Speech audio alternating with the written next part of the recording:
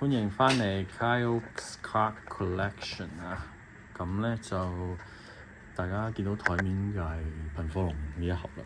咁啊，今次咧應該係我哋暫時短期內最後一次開噴火龍盒啦。因為雖然都開咗好幾次啦，咁但係都未開到噴火龍嘅SR 或者 SL。呢張 SR 咧都係我最近自己買翻嚟，因為一路都抽唔到。咁但係我哋開完呢次咧，暫時應該短期內唔會再開住啦。咁啊，都提醒大家啦，即係開卡其實都係開心嘅，不過咧就都要適可而止。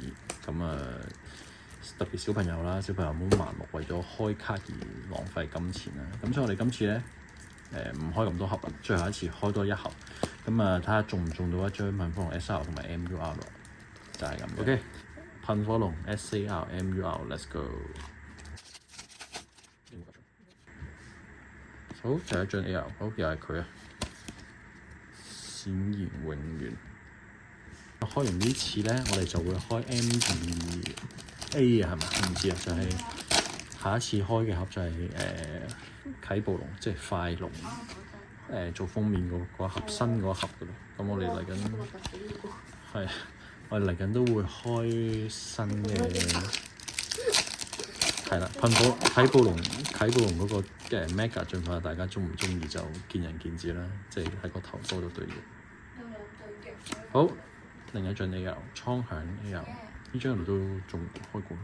有咩？好似有。咁啊係，我哋係最近呢啲先開得多。好，最後一張 AR。誒，咁啱嘅。白海獅 AR。係試啊。SAR。SAR。緊張。即係 SAR。哦，呢個，但係我哋好似唔肯定，睇下先。一半。一半。咩？冇啦，我哋。係我哋冇。嚟啦，開啦！又係佢啊，長耳兔。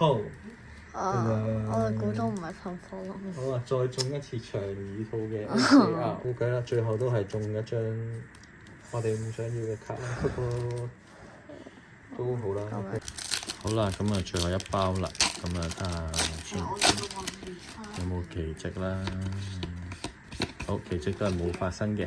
OK，咁啊，我哋最後開埋今次噴火龍呢一盒咧嘅，都見唔到噴火龍嘅足跡啊。咁啊，最後開咗一張都係長兔耳嘅 SL 啦。咁啊，都叫張 SL 做張安慰獎啦。